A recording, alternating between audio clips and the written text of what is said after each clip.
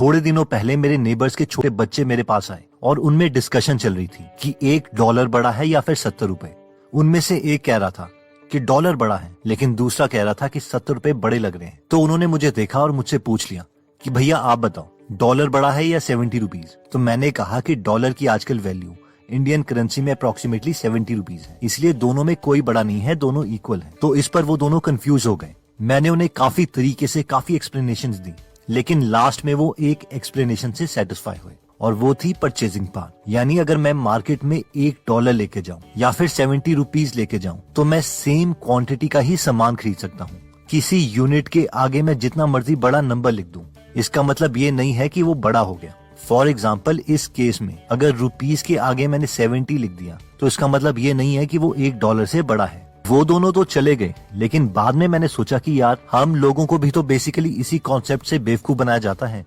हम 1 लाख रुपए बैंक में जमा करवाते हैं 8% के इंटरेस्ट के लिए, और अगले साल हम खुश हो जाते हैं कि अब हमारे पास 1,08,000 रुपए होंगे और हमने बहुत स्मार्ट मूव खेली। लेकिन ये नहीं पता कि उस साल इन्फ्लेशन भी 10% की हुई और फाइनली हमने कुछ भी गेन नहीं किया, बल्कि हमारी परचेजिंग पावर कम ही हुई और ऊपर से 8% इंटरेस्ट हमारी इनकम काउंट होगी और उस पर हमें टैक्स देना पड़ेगा। दोस्तों, आज की वीडियो में हम इसी टॉपिक के ऊपर बात करेंगे कि हमें अमीर बनना है या एटलीस्ट खुद का और फैमिली मेंबर्स का फ्यूचर सिक्योर रखना है तो हमारा गोल क्या होना चाहिए। तो आइए स्टार्ट करते हैं। तो हमारा सबसे पहला गोल आता है कि पे योरसेल्फ फर्स्ट। जैसे ही हमें सैलरी मिलती है या फिर किसी भी सोर्स से इनकम आती है तो हमें उसमें से मिनिमम 20% पहले ही निकाल लेना चाहिए। आपने ठीक सुना, पहले निकालना है, ना कि और लोगों के कर्जे देके। ये सीक्वेंस बहुत ज्यादा इंपॉर्टेंट है और इसे हम चेंज नहीं कर सकते। हम कोई भी फाइनेंशियल एडवाइजरी बुक पढ़ लें, rich dad poor dad, richest man in Babylon etcetera, कोई भी, ये सबसे पहला स्टेप है। अगर आप स्टार्टिंग में सैलरी मिलते ही पैसे नहीं निकाल सकते तो आपके लिए बाकी स्टेप्स यूजलेस हैं। अपना टाइम मत वेस्ट कीजिए और कोई कॉमेडी वीडियो देख लो। हम में से कई लोगों को लगता है यार उतनी सैलरी नहीं है, उधार ही बहुत है। पता है क्या, nobody gives a dam. Robert Kiyosaki और उनकी पत्नी किम कियोसाकी कहते हैं कि स्टार्टिंग में हमारे पास बहुत उधार हो गया था, लेकिन हमें रिच डैड के लेसन्स पता थे कि पे योरसेल्फ फर्स्ट। इसलिए चाहे मकान मालिक हमसे पैसे मांगे या ग्रोसरी वाला, हम सबसे पहले खुद को पे करते थे। इवन कि उनकी फाइनेंशियल एडवाइजर भी यही बोलती थी कि यार पहले उधार दे दो, बाद में सेव करना। लेकिन उन्होंने उनका कहना भी नहीं माना, क्योंकि वो जानते थे कि अगर उन्हें रैट रेस से निकलना है तो ये सबसे पहला और सबसे जरूरी स्टेप है। हमारा नेक्स्ट गोल आता है सेव। अब सवाल आता है कि हम में से जिन लोगों ने बाकी लोगों के टॉन्ट सहन कर लिए हैं और इमोशनल डिसिप्लिन दिखा दिया है सबसे पहले खुद को पे करके, वो इन पैसों का क्या करें। तो ये स्टेप कहता है सेव इन FD, RD या कोई भी स्कीम जिसमें आप कंफर्टेबल हो, और गवर्नमेंट बैंक या पोस्ट ऑफिस में ही सेव करना। कहीं महाराष्ट्र वाला PMC बैंक वाला केस हमारे साथ ना हो जाए। ये पैसे सिर्फ तभी निकलेंगे जब बहुत इमरजेंसी हो। अब अगर हम ये फर्स्ट 2 स्टेप्स कर लेते हैं तो हम कोई बिलियनर तो नहीं बनेंगे, लेकिन ये है कि कोई इमरजेंसी या नीडफुल सिचुएशन में किसी के सामने हमें हाथ नहीं फैलाना पड़ेगा। तो ये 2 स्टेप तो पहले करना स्टार्ट कर दो प्लीज। हम में से जो लोग मेहनत करने के लिए तैयार हैं और जो थोड़े बड़े सपने देखते हैं, उनके लिए नेक्स्ट स्टेप आता है, और हमारा नेक्स्ट स्टेप कहता है इन्वेस्ट। अब जो अमाउंट हमने सेव किया है उसमें से कुछ पैसे हम इन्वेस्ट कर सकते हैं। शुरू में हमारा लर्निंग स्टेज है तो हमें कम अमाउंट से स्टार्ट करना चाहिए। ये अमाउंट 500 रुपीज पर मंथ भी हो सकता है। शुरू में हमारा गोल इन्वेस्टमेंट की स्ट्रैटेजी को सीखना है, ना कि 1 महीने में वॉरेन बफेट बनना। तो अब सवाल आता है कि इन्वेस्टमेंट के टाइम पर हम कितना रिटर्न टारगेट कर रहे हैं। तो हम देखते हैं कि अगर हमें वॉरेन बफेट जितना अमीर बनना पड़ता तो हमें कितने रिटर्न की जरूरत थी। अगर हम बर्कशायर हैथवे की बात करें, जो कि एक कंपनी है जिसके को ओनर वॉरेन बफेट हैं, तो बर्कशायर हैथवे ने 1964 से लेकर 2015 तक 20.8% का कंपाउंडेड एनुअल गेन अचीव किया, जबकि अमेरिकन मार्केट ने इन सालों में एवरेज रिटर्न 9.7% अचीव किया। अब कई लोगों को लगेगा बस ये तो उतना भी ज्यादा नहीं है, लेकिन कंपाउंडिंग की ताकत की वजह से ये बहुत ज्यादा गेन है। अगर हम इन सालों का ओवरऑल गेन देखें तो 20.8% के हिसाब से ये गेन 15,98,284 बन जाता है। यानी अगर हमारे पेरेंट्स ने 1964 में वॉरेन बफेट को 1 लाख रुपए दे दिए होते इन्वेस्ट करने के लिए, तो 2015 में हमारे पास 160 करोड़ रुपए होते। एंड रिमेंबर, ये पैसिव इनकम थी, इसके लिए हमें कोई एक्स्ट्रा काम नहीं करना पड़ा। अगर हम इस चार्ट को देखेंगे, जो कि बर्कशायर हैथवे का चार्ट है, तो कई सालों में वॉरेन बफेट की कंपनी को भी लॉस हुआ। फॉर एग्जाम्पल 1974 में इन्हें लॉस हुआ, 1990 में इन्हें लॉस हुआ, 2008 में इन्हें लॉस हुआ। ब्रैकेट में जो नंबर दिए गए हैं वो लॉस दिखा रहे हैं। लेकिन वॉरेन बफेट बोलते हैं कि हमें इनसे कोई फर्क नहीं पड़ता। जब भी मैं किसी कंपनी के स्टॉक्स खरीदता हूँ, इसका मतलब है कि मैं कंपनी के टुकड़े को खरीद रहा हूँ, और बिजनेस में उतार चढ़ाव तो आते ही हैं। लेकिन अगर मुझे पता है कि जिस बिजनेस में मैंने इन्वेस्ट किया है वो एक अच्छा बिजनेस है, उसके फाउंडर्स मोटिवेटेड हैं, तो ओवरऑल हमेशा प्रॉफिट ही होगा।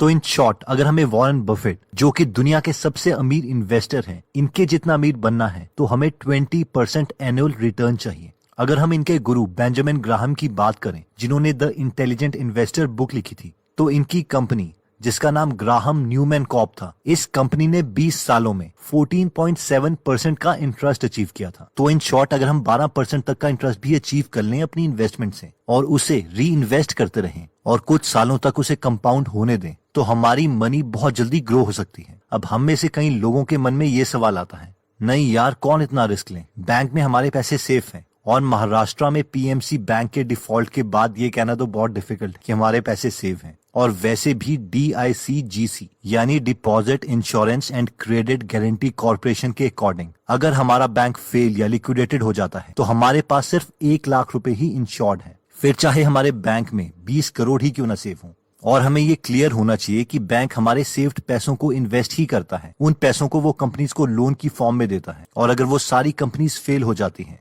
तो हमें हमारा पैसा भी नहीं मिलेगा। और यही पीएमसी बैंक के साथ हुआ था, जिसने बहुत सारा loan housing development and infrastructure limited HDIL और उनकी एसोसिएट कंपनीज को दे दिया था, जो कि लोन नहीं चुका पाई, और ये लोन एक बैड लोन बन गया और बैंक फेल हो गया।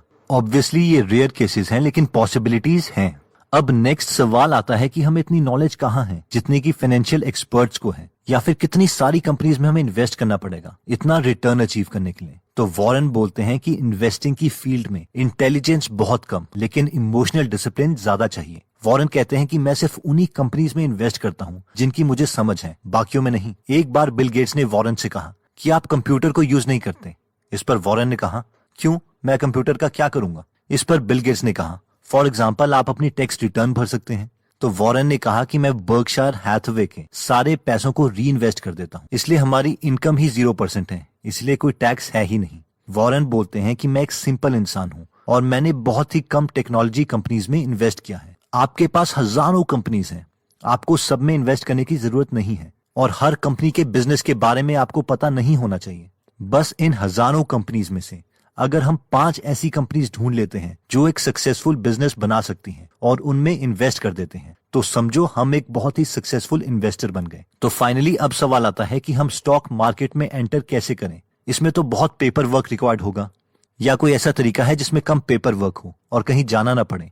तो जो मेथड मैं आपको बताने वाला हूँ उसमें सिर्फ पैन कार्ड ही रिक्वायर्ड है, और हम स्टॉक मार्केट की दुनिया में अगले 15 मिनट में इन्वेस्टिंग स्टार्ट कर सकते हैं। एक ऑनलाइन प्लेटफॉर्म है जिसका नाम है अपस्टॉक्स। तो अब सवाल आता है कि अपस्टॉक्स क्या है और इससे हम क्या क्या कर सकते हैं। फर्स्ट, इसमें हमारा फ्री डीमैट अकाउंट बन जाएगा, जिसमें हमारे करीबन 600 रुपए बच जाएंगे।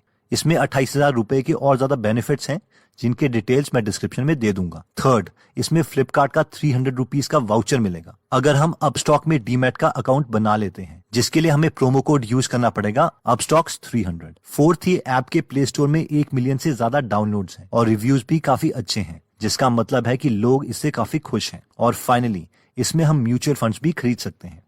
तो अपस्टॉक्स का लिंक और इसकी पूरी डिटेल्स मैंने डिस्क्रिप्शन में दे दी है, जिससे आप ये ऐप डाउनलोड कर सकते हैं। अब कई लोगों के मन में सवाल आता है कि यार कहीं ये अपस्टॉक्स वाले फ्रॉड तो नहीं है, हम इन्हें अपने पैसे क्यों दें।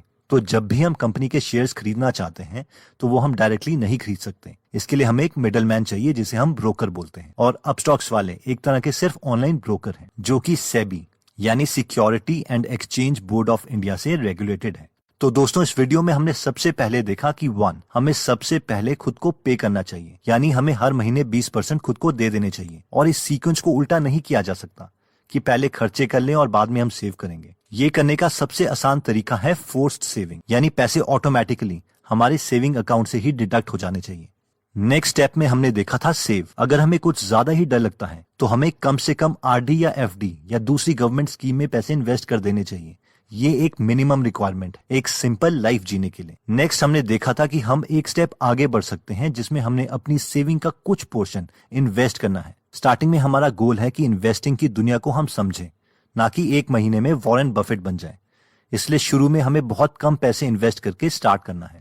इस प्रोसेस में हमसे थोड़ी गलतियां होंगी और शायद हम पैसे भी लूज कर दें, बट इसे आप ट्यूशन फीस समझकर इन्वेस्टमेंट सीख सकते हैं। फाइनली हमने देखा था कि वॉरेन बफेट के अकॉर्डिंग हमें हर कंपनी के बिजनेस के बारे में ज्यादा जानकारी होना जरूरी नहीं है। हजारों कंपनीज में से हमें सिर्फ 5 ऐसी कंपनीज ढूंढनी है जो हमें लगता है कि फ्यूचर में अच्छा बिजनेस करेंगी।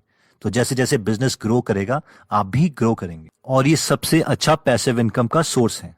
और जो भी आपको रिटर्न आता रहता है हमें वो री इन्वेस्ट करने हैं, वरना कंपाउंडिंग का मैजिक काम नहीं करेगा। हमने इस वीडियो में ये भी देखा था कि 10 से 14% का एनुअल रिटर्न जो हर साल कंपाउंड होता है एक बहुत ही अच्छा रिटर्न माना जाएगा। दोस्तों, अगर हम द इंटेलिजेंट इन्वेस्टर बुक की समरी सुनना चाहते हैं या और बिजनेस या